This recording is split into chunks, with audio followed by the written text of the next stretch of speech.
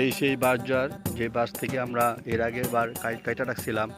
এখন আবার বাঁশগুলো কাটবো, কাইটা তারপরে এই আম গাছের সাথে এই আমার প্রজেক্টের সাথে আলহামদুলিল্লাহ বাঁশঝাড়গুলো খুব সুন্দর দেখতে, সবুজের রঙে প্রকৃতির সাথে মিশে গেছে।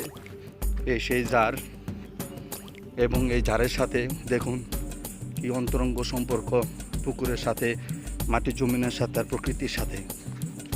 এখান থেকে আমি দেখাচ্ছি যে এখানে যে বাঁশগুলা গোড়া এর আগে সপ্তাহে কাইটা রাখছিলাম, ওই যে অনেকটা শুকায় গেছে। আজকে এখান থেকে আবার আমি বাঁশগুলা কাইটা পুকুরে নামাবো, প্রজেক্টে নামাবো, তাহলে আর কোনো ক্ষতি হবে না ইনশাল্লাহ। তো এই সেই প্রকৃতির বাঁশ, যেকে আমরা ইংরেজিতে বলি ব্যাম্বো আর বাংলায় বলি বাঁশ। এই বাঁশের সাথে প্রকৃতির সম্পর্ক অপরূপ রূপে প্রজেক্টের সাথে মিলে আছে, এবং সেখান থেকে আমি বাঁশগুলো বের করে আমি পুকুর প্রজেক্টে দেওয়ার চেষ্টা করব। আলহামদুলিল্লাহ, আমার জন্য দোয়া করবেন যাতে আমার সাফল্য আল্লাহ পাকের অশেষ রহমতে আসে। সবাইকে ধন্যবাদ।